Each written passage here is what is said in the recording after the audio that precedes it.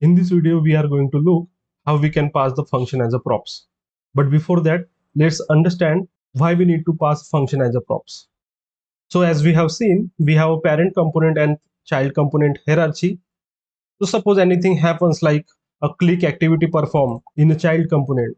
So we wanted to notify our parent component like this employee has been clicked, or we want a detail of this employee, or we want to delete this employee. All these are happening from child component to parent component. To do that, let's move on our code. Before jumping to the actual code, let me add here one more button. Let's add a table header, table data. I'm adding here button with value as select button. Okay. So what I want, once I click on the Bob select button, it should print like Bob has been selected. Once I click on other employee, it should notify to the parent component like Nick has been selected. So back to the code.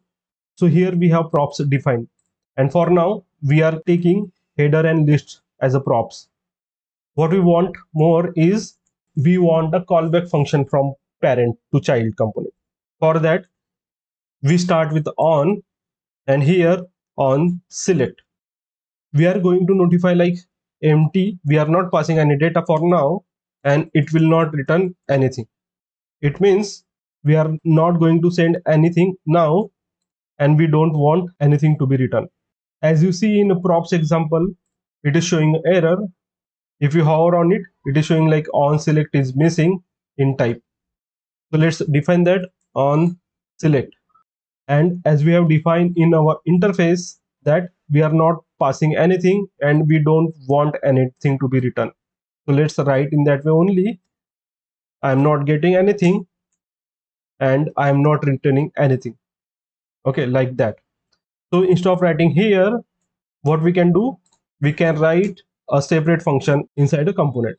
Let's write const as convention. We start with handle, and this action is a select action, so handle select.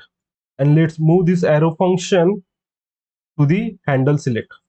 And instead of this, we can just write handle select. So we are passing handle select to the on select property. So for now, let's write here like console dot log. I'm printing here clicked.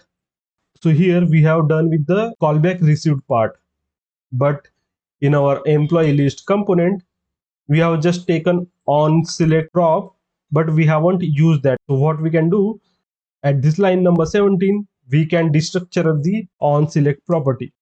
Now it's time to use on select. As we know, on button we have a on click event. Let's create an event handler function for button click. Let's write const handle select button click, and here we can write arrow function, and we just need to pass this function name to the on click event. And from this handle select button click event handler, we have to notify our parent by using on select callback function. So how we can do, we just need to use on select. That's all. Let's save it and jump to the browser, inspect the code, and go to the console. Once I select Bob, it is printing like clicked. Once I select on a click, it will again showing like clicked is pressed. But we want all the details of the nick. To do that, in this button, so what we need, on clicking the select button, we need to pass the atom which contains the employee detail to the handle select button click event handler at this place. So here we need a employee detail which is of type I employee, and this data we are going to pass to the callback function, that is on select. To do that, again inside the props interface, here we need to say that I am going to pass employee data which will be of type I employee. At line number 20, here on select, we need to pass that employee details. So we have done with that, but as you have noticed, as of now we haven't sent any data to the handle select button click event handler. As we have already passed a reference to the onClick, we cannot pass atoms to this event handler in this way. To do that, we need to write here a arrow function, and this will be the arrow body. And now from arrow body, we need to call this function manually. For that, we need to write a function calling syntax. Now we can easily pass any data which are in this scope to the event handler function.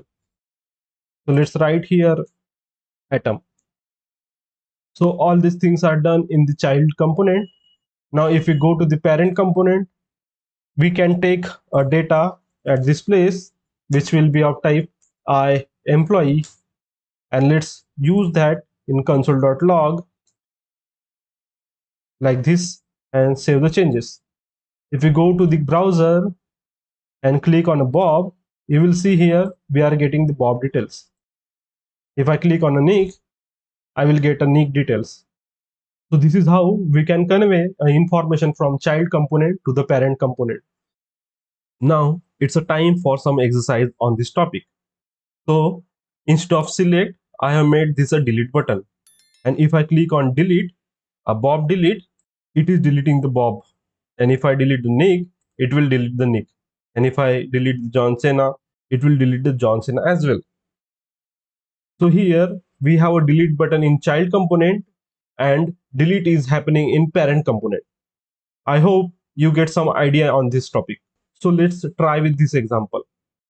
In next video, I will show you how we can implement both the exercise I have given to you.